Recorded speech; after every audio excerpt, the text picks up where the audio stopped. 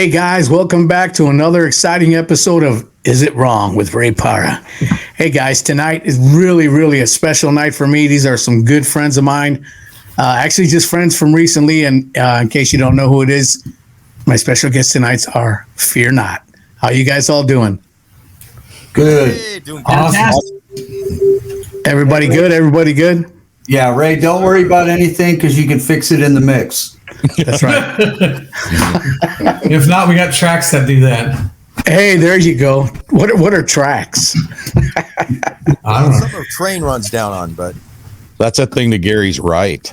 Yeah, there you go. There you go. So how you guys doing? Everybody's doing good, man. Exciting to see everybody tonight. Yeah, Good. that's awesome. brother, I'm Y'all excited to see the guy sitting behind you. That's Oh, who I yeah, wanna you- talk to. Do you know who that is? Do you guys even Yes, know sir, who I that do. is? Oh, yeah. You want to introduce yourself? He's got a 49ers shirt on, so he can't be all that good. Yeah, exactly. wow, man, I can't He's see actually it. a real good friend of mine. And this guy here, I told him I was going to be doing a podcast with you guys, and he wanted to sit in because him way back in the day was a huge Fear Not fan. We're talking way back in the day. Yeah, you want to share your little story about your church thing and that? Okay. As I shared earlier, how to put this? We were a bunch of us kids. It's '93, so the Fear Not album's out, and we're sitting down in the church basement. A bunch of long-haired teenagers, and we see this one album, and it's like, oh, Fear Not. That sounds cool. We put it in there. We start jamming out to some of the songs, and we're just enthralled in it. We're sitting there head banging, we're shredding our air guitars and stuff, and our pastor comes down, and we're just doing that shred. Our pastor comes down, and he's like, he's kind of head banging to it too, and we're looking at him like, oh, we're sorry because we're in a church basement and think we're playing some heavy metal, and he's like, oh no, you guys like this, and we're like, why you like this? And he's like, oh yeah, this is, Fear Not, this is cool and stuff. We're like,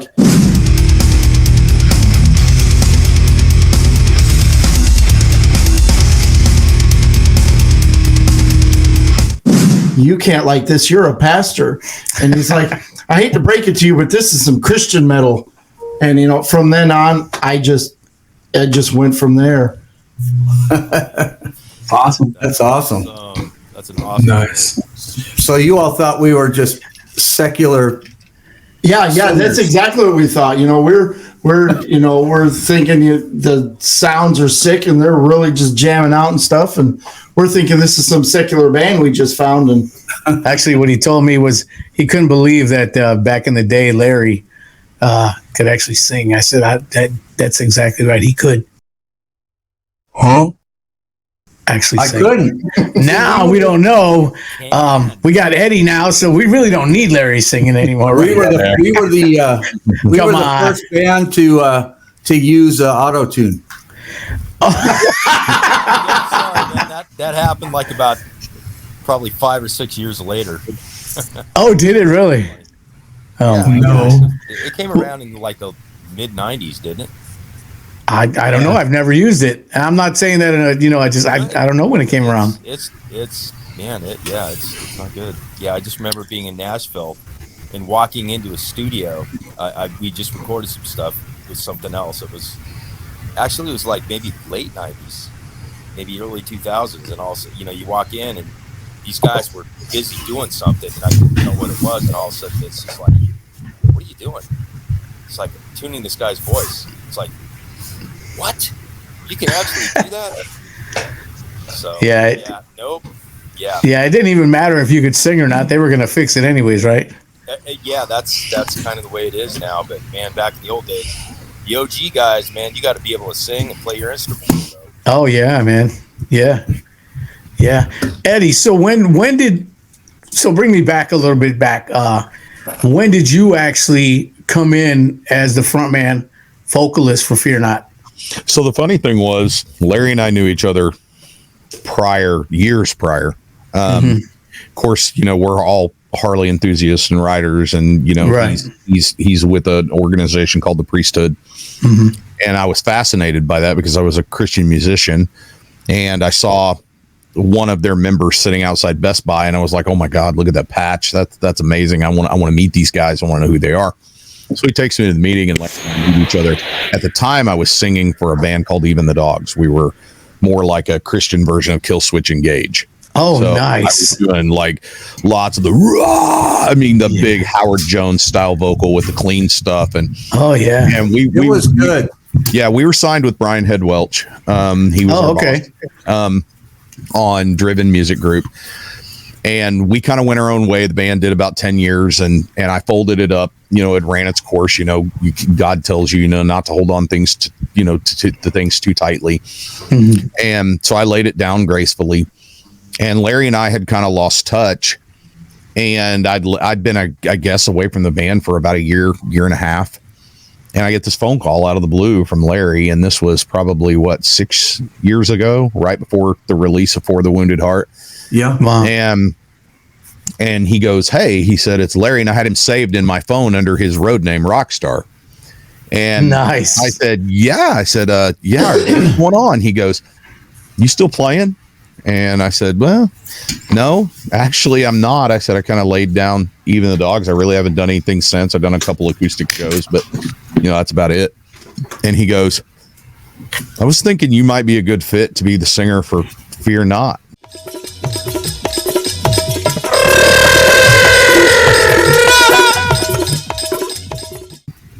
And he said, I want you to come over and record, and I'm going to run it by the guys and see what they think. And I went over and cut the alternate version of Love Is All Right.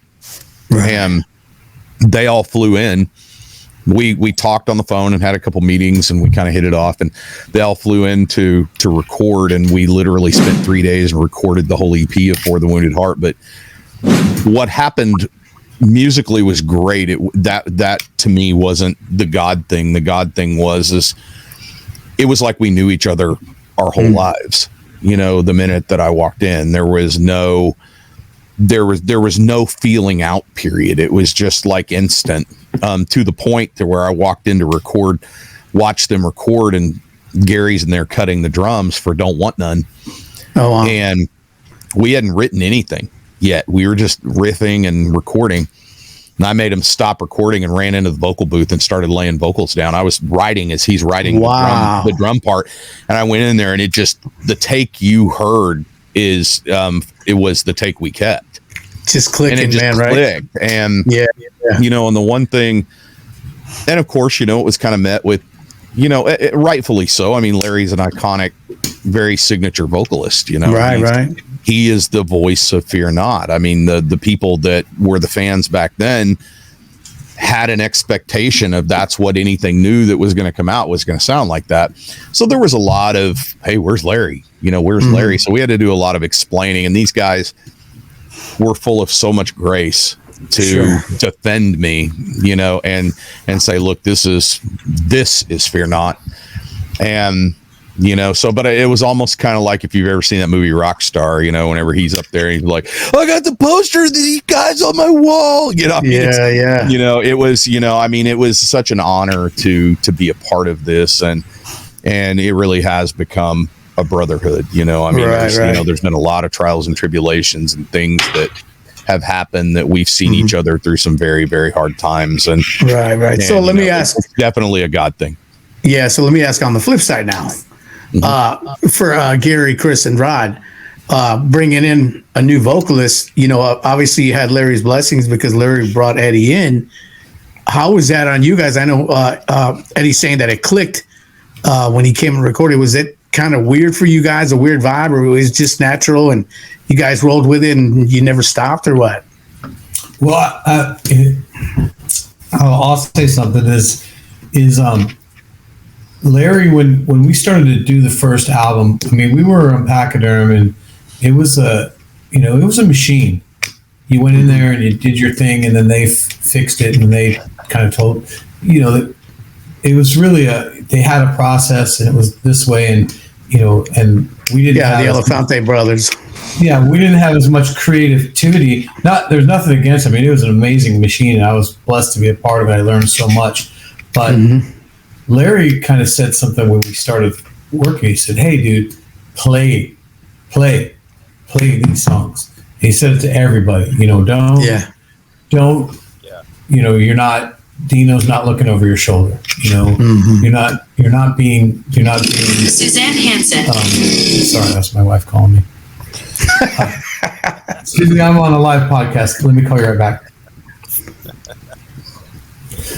So Hey, we love her. Fix it in the mix. fix it in the mix. Yeah, sorry. So long story short, Larry wanted us, so we got to do our own thing. So it was really cool. I'm gonna roll. The process was really cool Suzanne because Hansen.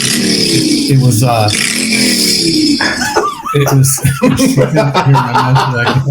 sorry. Is it wrong to have your wife call you while you're on a podcast? Not at all. She's in California and she doesn't know what I'm doing. He is so busted. Yeah, well, that was your is it wrong moment. Yeah. So long story, I'm gonna end this with it wasn't weird because the whole thing was weird. The whole thing was right. different. But how Eddie felt with us, that's kind of how we felt 3 years earlier when the best human beings on the planet invited us to come to Oklahoma and get together and jam. And, Wow. And they provided for the whole trip, and the three of us got in the car at the airport, or the four of us in the car at the airport, and it was 1994 again. I mean, we were laughing and cutting up, and no time had passed. So I think Eddie's just, it was just an anointed time, and I think the band's been in that anointing ever since. So, and I don't want to use that term as loosely. I really seriously believe it. It's a different thing, and we're different guys. So Yeah, the maturity level is.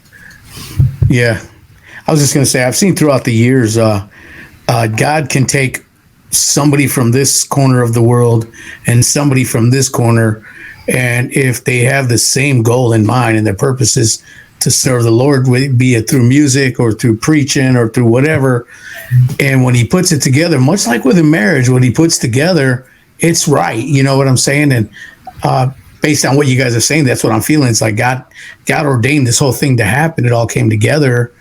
And for one reason or another, Larry, I'm going to let you share a minute with why you decided to stop singing. But ultimately, when God pulled Eddie in, it was the right time.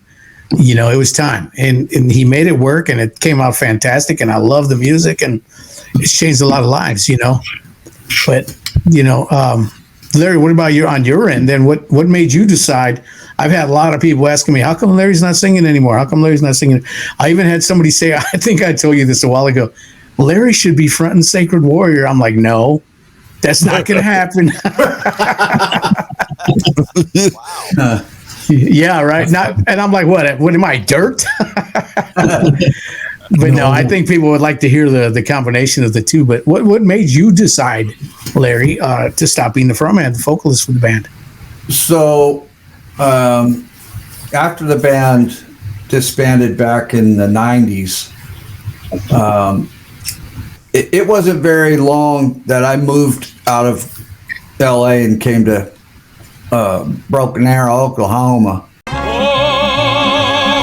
Oklahoma, where the wind comes sweeping down the plain. Oklahoma, Broken Arrow. And, and I really didn't do anything other than play for my church, and I got really big into praise and worship, and that's really all I did. So I wasn't singing metal at all for 20 years, and then I'd had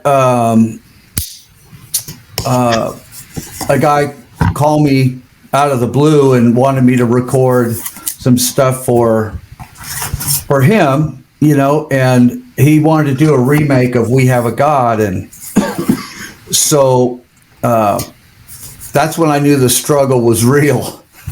I'm like, oh my gosh, my throat is killing me. I can't do it. And I thought maybe maybe with some time and working it, I'd be able to. I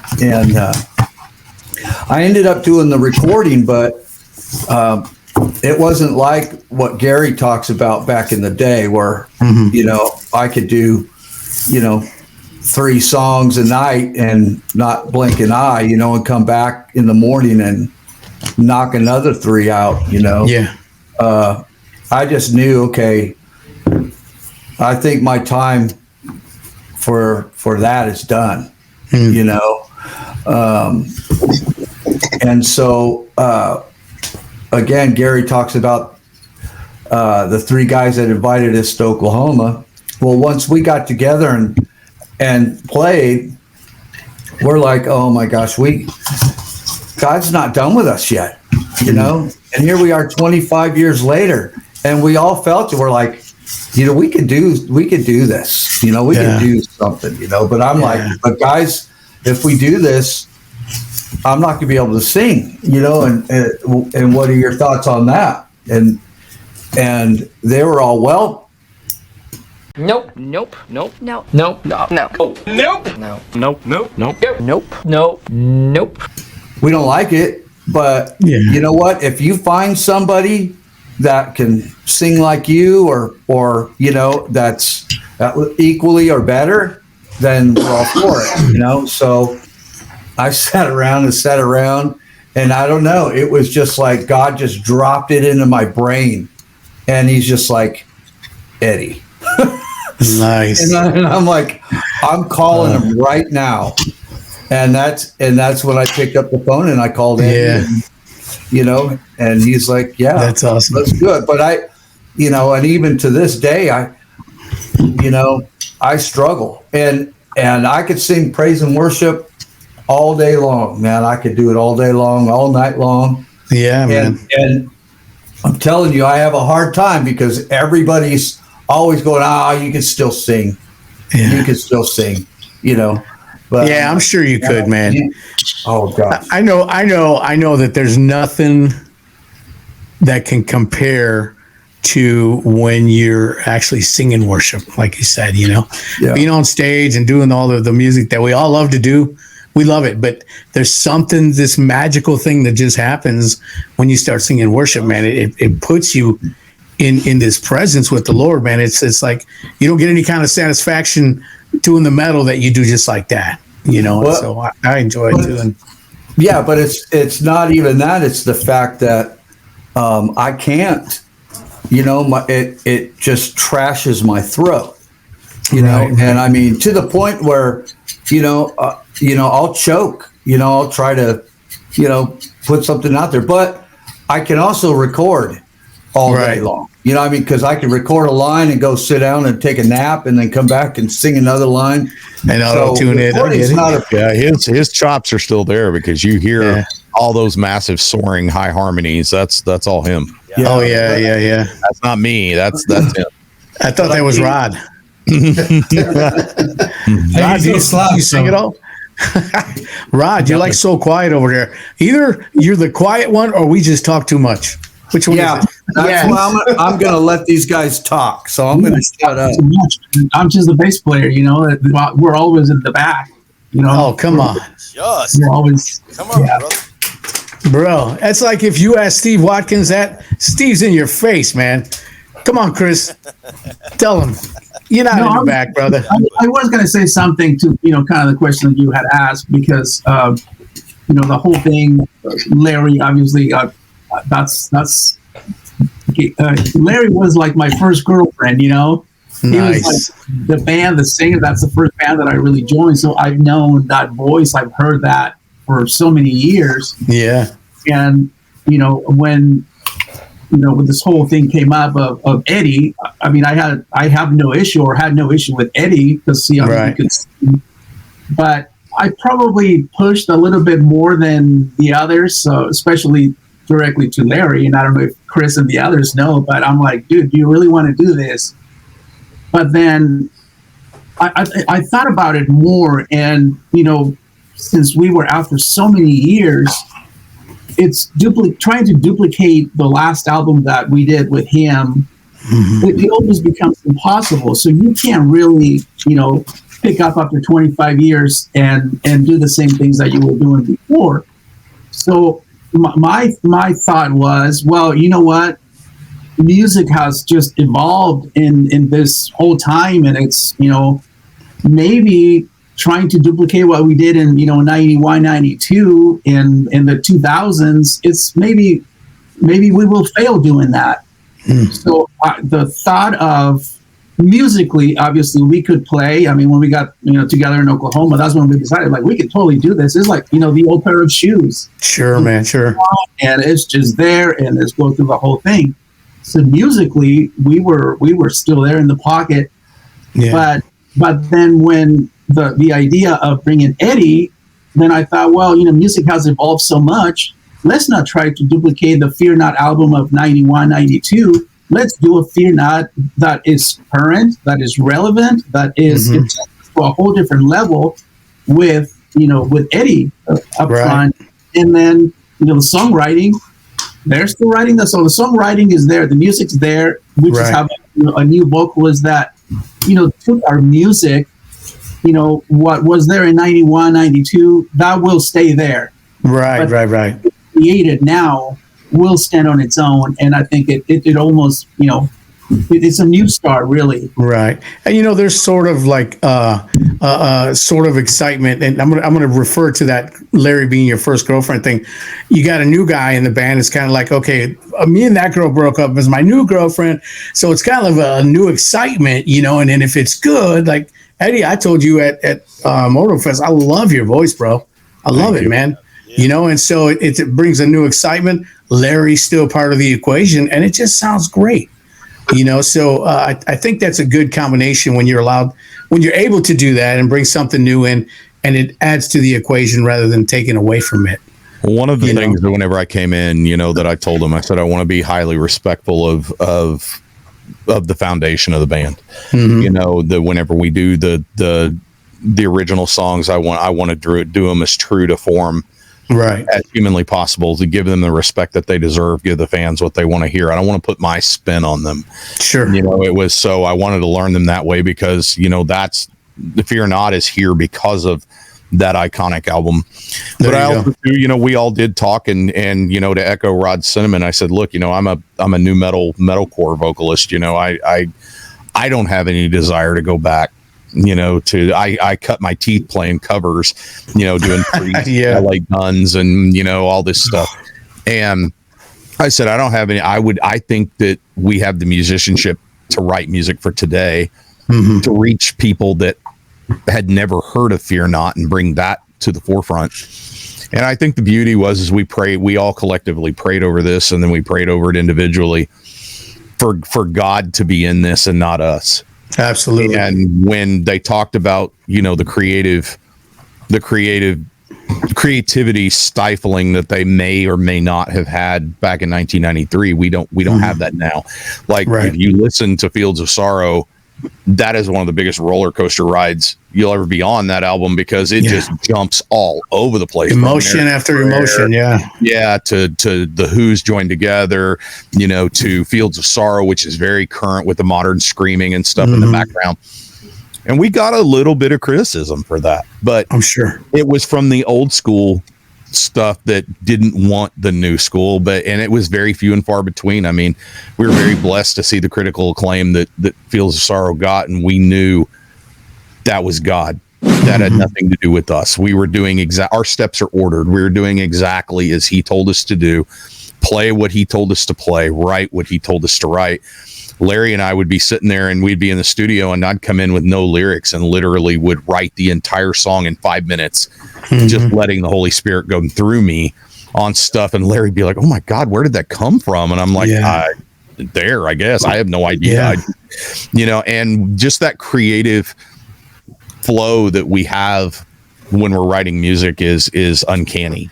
I mean, it's from, you would think that, like I said, that we've been together, kindred spirits for forever, because the way we write just comes together. Larry will come up with the most iconic melodies.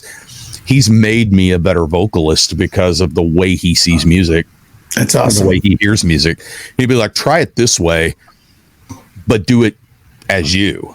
Right, And right. it just really has brought me, stretched my range. He stretched my craftsmanship. You know, so Larry is still very much at the forefront and an integral Absolutely.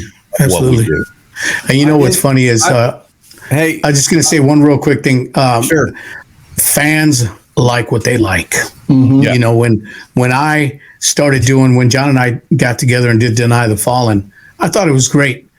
Many people loved it, but a lot of Warrior fans are like, yeah, I don't like it. You should go back to doing the Warrior stuff.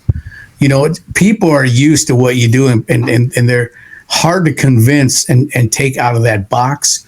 But then you gain new fans. You know what I'm saying? Exactly. But it's one of those, just a weird thing like that, and you can never take it out of them. You know, what were you gonna say, Larry? I was just going to say, and that was the whole thing. He brought it up, but I wanted to tell everybody that, you know, Eddie's not, he just doesn't come in and sing. You know, I mean, all the lyrics that you heard on the EP and Fields of Sorrow, man, I mean, and he's right. He comes in, and a lot of times I'll just send, like, here's the song, here's kind of the melodies and some of the phrasing I've got. And he'll come in, yeah, okay. And then we'll sit down, and then we might be working on something, and then all of a sudden he'll go scrap all that, and just boom, it all comes out. So you know, he's the lyrical maestro, you know, Nice. in his band. And not only that, but it's anointed. You know, his lyrics are anointed. Yeah. Chris, It kind of takes people by a little bit because I tend to write from the darker side of Christianity. I write from more the struggle side, you know, hence Right, sure. single struggle. But, you know, I've always written that way because really, truthfully, my life was easy until I accepted Christ. And that's when the real warfare began. You know, and I have always told people, look, if you're not having hard times as a Christian, you're not a threat. You know, you're off over here being a Sunday, Wednesday Christian, and the devil doesn't. He doesn't care about you. You're not a threat. Well, I fully believe with all the warfare that we're entrenched in all the time that we are a threat. And Absolutely. it's because we will go out and go glorify Christ and what he does, but we always show the bright light at the end of the tunnel. But I like to write from that struggle side of Christianity, the warfare, the battle side of Christianity. Right. Yeah. Chris, I was going to ask you, buddy, with your guitar playing, man, I think I asked Larry the other day this, other than guitar playing, you're kind of in the same industry as I am, right? Construction management, you know? Yeah. So when you're at work, are you thinking about songs? You come up in a situation, you're like, man, I should write a song about that. Or you think about different lyrics or stuff, or is it mostly all inspired at home or in your private time or what? So it's kind of odd. It just hits at different times. I have, on occasion, you know, thank heavens for the phones we have now that you can like actually record stuff, because I'll have a lick. I'll be sitting there sometimes working, and all of a sudden I'll just like hear a lick or, you know, a phrase or something, and I'll be able to hum that or sing that into the phone. It sounds funny, but man, I am a huge believer in just like, man, if you hear a lick, record it. If you hear something you think is gonna work. So I have like a catalog on my phone, probably like almost 300 ideas. And Gary, as we're driving down, we played worship the other day. Nice. And Gary was like sitting there just like, what are you doing? And I'm sitting there writing down, like in cataloging. It was the most. Chance to do it. Go ahead, Luke. This was, I swear to you, I thought it was some kind of secret code. I'm like, are you decoding? He's got these earphones. He's got this little look on his face. He's writing like 7, 9, 8 to 12:33, 6. Like, yeah, the tempo. There's there's no, like, I look, I'm like, well, maybe that's no. Maybe, I mean, there's, I have a dude. ring that I use. Yeah, he doesn't want anyone stealing his licks because no. Yeah. I had no idea. And he played me the stuff. And I'm like, this is great stuff. What are you doing? Yeah. He never did explain to me what he was doing though. Hey, so I want to ask you guys. You see Larry over there, bobblehead. Yeah. I was going to ask you guys. As long as you guys have been playing out together, and we have too, Warrior. I'm sure there's had to be some great, just hilarious moments. I want to talk a little bit about just funny, hilarious moments that you guys remember, other than Larry just showing us the top of his head again. Is it wrong? Dude, there are, yeah. It is like every time we get together, it's pretty nonstop funny. I mean, it's just like, and it's probably the same thing with you, Ray. It's just like, oh my gosh, man, it is just like hanging out with you brothers. Oh yeah. And it just gets ridiculous. Oh yeah, ask Larry the few days we spent together at the Immortal when he played with us with Deny the Fallen. Oh man. Yeah. Yep. You don't even want to know what we have to do before we go out on stage. You don't want to. No.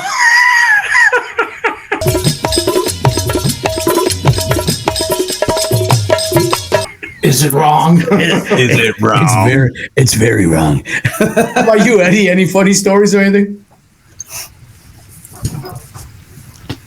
Yeah, mine really kind of all fall more towards Rod.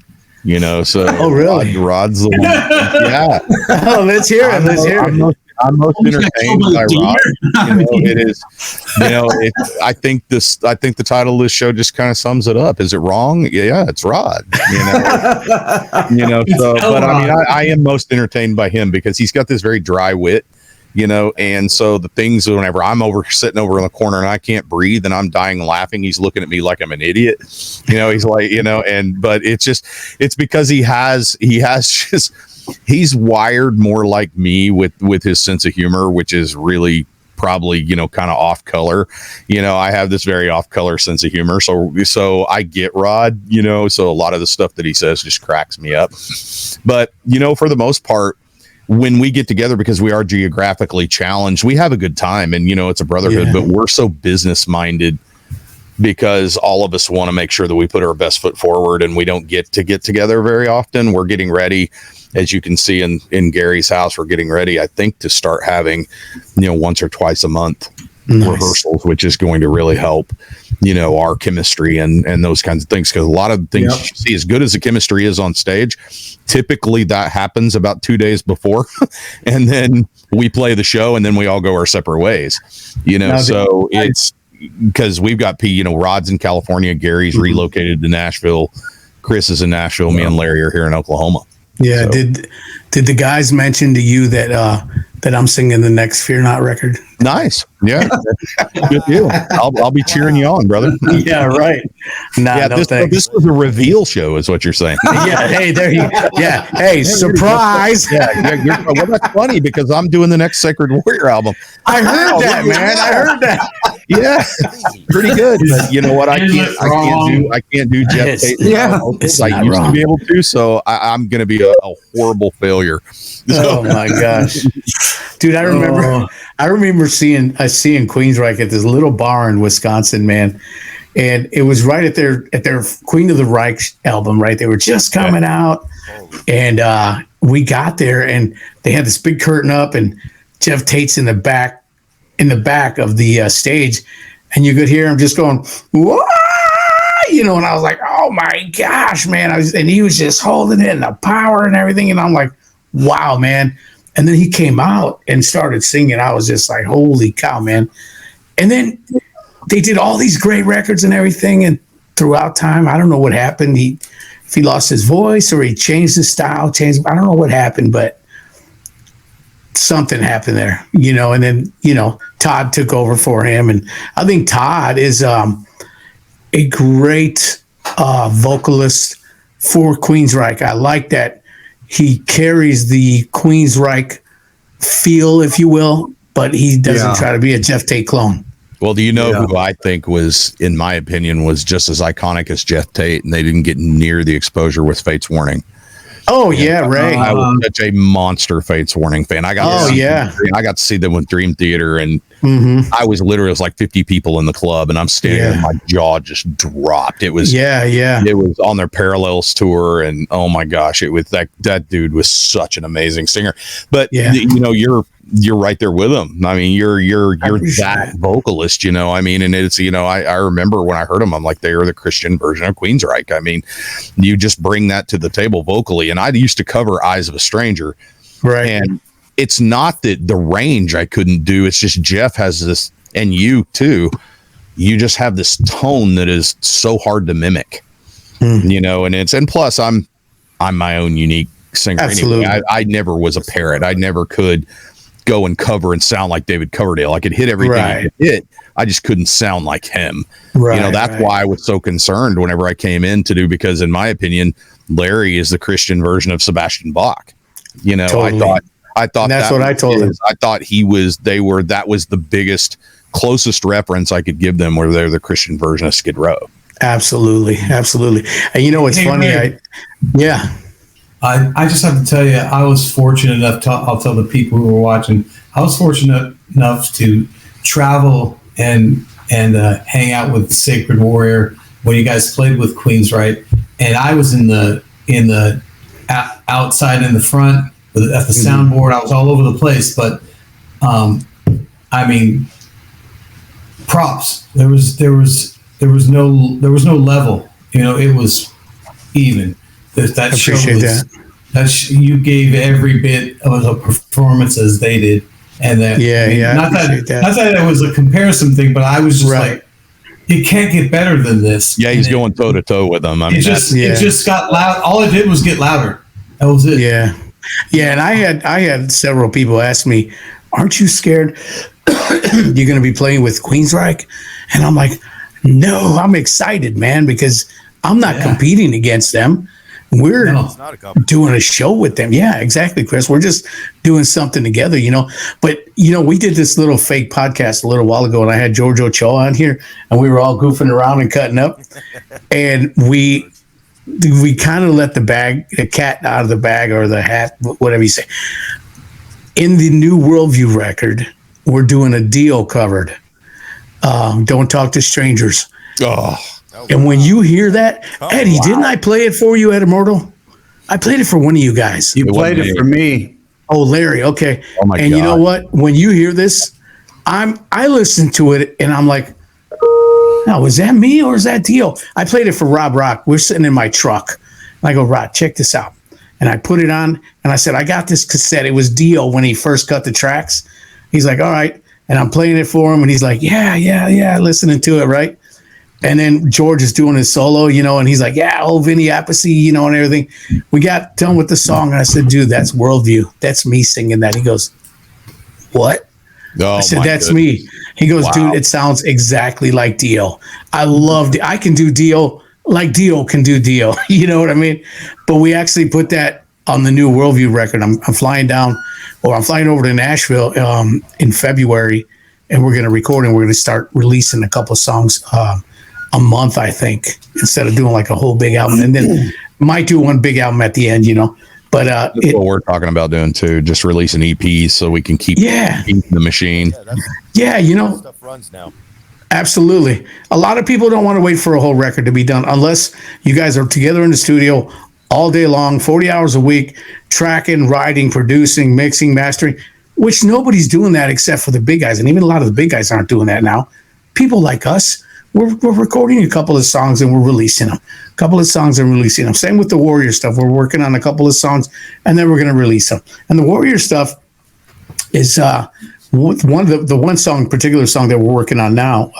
Larry, and you've heard it, it's kind of a combination between Warrior and Iron Maiden. Oh, you know, so we kind of it. So I'm going to put it like this: it's going to be Warrior, but it's going to have a lot of Maiden feels to it. You know what I mean? Without sounding like Maiden clones, you know, but you know. That's amazing. I'll be excited to hear it. Me too. I think if we we're not going to let the cat out of the bag. I mean, we've got about three to five tracks that we're demoing right now. I'm going to get over here in the next couple weeks over at Larry's and start laying some trash down. But there's going to be some allusions to 1993. Nice. We're going to go back and do some stuff. So yeah, I've been really working hard on vocals, trying to bring that side of me back, and I'll be deferring to Larry a lot on melody and phrasing and, those kinds of things, because it'll be hard for me to go back, like that, because I've been so vocal forward for so many years. But I'm looking forward to it. It's going to be a good challenge, and I think it'll be something the fans will love. I think they'll freak out about it. But there's one track in particular that Larry has sent me that is just, I mean, it could have been on the initial Fear Not album. It's just, wow. It's that much of a throwback. It's going to be so cool. Wow. Chris, you spent a lot of time writing with Larry together, or you guys? Yeah. Well, I got to tell you something. It's amazing. After all these years, the chemistry that we still have, and that's, again, man, that's just a God thing. I've played with a lot of different people and been in a lot of different situations, being in Nashville and stuff. That's what I've done, pretty much since I left California. Right. But getting back together with these guys is like, man, first off, it's a brotherhood. And I know absolutely the same way about Sacred Warrior. It's just like, man, I talk to these guys like every day or every other day. Or, it's just like one of those things where it's just like, initially when we first got together, no time, it just felt like and man, this is after like 20 odd years. When we initially got together, went to go rehearse in Oklahoma City, the first 15 minutes we were in the truck, 15 to 20, it was just like, all right, no time has passed, and that is like something that is so rare to have people that like, everybody changes, everybody grows, and absolutely. But to be able to get back together and just like it was just like breath of fresh air, and man, it's like you never realize how much you miss something until you get back together in a city. Oh yeah, absolutely. And it is like, man, this is like something that I absolutely cherish. Is these guys? It's just like, man, the creativity, I can't even begin to tell you. Okay, my favorite story about Eddie is initially when we first got together, I'd met him and I'm just like, wow, this, I'd heard him on like some of the Even the Dog stuff, and just like, man, I really respected him. But you never really know what's going to happen when you get in, a different situation. And this is the first EP, like I think it was Larry's talking about. Or it might have been Eddie. We recorded for 3 days, these 6 songs, and they went pretty quick. And on the last day, we decided. I had a lick, got together. Me and Gary and Larry had talked about it. We were going to redo a Fear Not song, and we were both just, all of us were sitting there just going, well, man, maybe let's try to do something different. So we sat in Larry's house, and I had some ideas for some lyrics, and it just, everything started clicking. And so we got together, and the next day with our producer, started rolling with this idea. And Eddie walks in and sits down. He's real quiet. He's sitting on his phone. And, we're throwing down. I thought everything was going really fantastic. I'm looking over it. Eddie's just still on his phone. It just looked like he was like disinterested. And all of a sudden he throws his hand up and goes, Kyle, wait a minute, man. Steps in and sings the chorus for Don't Want None. And wow. The jaws are on the ground. I'm like, wow. So, that's chemistry. I mean, everything just like flew together, man. It's a God thing. Yeah. That's the way it's been this whole time. Like, you get me in the room with Larry, and it's just like, man, the ideas can't fly out fast enough. It is just like, man, I mean, it's just like, it's incredible. So, and that, again, man, being in different situations, sometimes it's a struggle to write a song. Other times I feel like me and Larry sometimes musically finish each other's sentences. You know, as far as That's crazy. He'll play a lick, and I just feel like I know what needs to go on top of that. Yeah. And the same thing with him, man. I'll come up with an idea, and all of a sudden he'll just throw something else out there, and it's just like, well, that just shifted into something really cool. Yeah. So Yeah, it's really neat, man, when that happens. You know, I'm just not sure who he's talking about. He keeps saying Larry, and I'm not sure who he's talking Lawrence. about. Lawrence of Arabia. Arabia. come on, Puddin'. Come on, Puddin'. This guy. And that's the funniest thing about Larry too, is he is so humble. It's like this guy just absolutely rips on guitar. That Larry's humble? No. No. We're not talking about the same Larry here, right? I'll get around him and he's like, no, man, you do the lead. And I'm like, no, dude, you're going to do it. And it's like, it's the exact opposite. Mostly, you know, usually like you're in a situation, it's just like everybody's like, oh, I'm going to do that. You know, man, that's not this bad. Everybody is just like, look, man, I want you to shine, you know, and it's just a breath of fresh air. Right, right. Again, so I have to push him sometimes. It's just like, dude, you're going to do it. And he'll come out and he'll do something, and it's just epic, you know. He's like just absolutely fantastic, man. Yeah, that's great, man. All these guys are. That's great. Well, listen, man, it's been really nice talking with you guys. Anything last you want to say to the people? Maybe give us some. You guys got any tour dates coming up, or release time for a record? Or Gary, you wanted to say something real quick there? Or? No, I was just going to say we're going to be at the Modal Fest again, which is awesome. September, Nice. and then we're going to be back at the BMI 3 weeks later. We're going to be opening for say his name, Larry. Udo. Lead singer of Accept. Oh, nice. And we've got some other dates that are coming up. It's one thing that we're wanting to do is we're wanting to get out and play more. Yeah. You know, and you know, I think God's going to open those doors for us. There's some things working in the background that I think it's got to be him driving the bus. Yeah. Yeah, we need to work on. Yeah, man, we need to work on getting you guys out of the country as well. Oh, I agree. You know, I'm sure people would love you guys overseas. You know, Germany, China, wherever, man. I mean, You bet. you guys definitely bringing the spirit of the Lord with you for sure. You know, but we'll go wherever he tells us to go. that's it, man. That's it. So listen, you guys hang on after I do the intro again, but the outro. But guys, listen, if you guys enjoyed this interview here, subscribe, man. At the end, when we edit this, I'll be posting their links to their music, to their podcast. Eddie, if you want to send me your podcast link, I'll post that. And you guys just remember to show the love to these guys. And remember to hit the like button and subscribe. And thanks for hanging out with us here on Is It Wrong?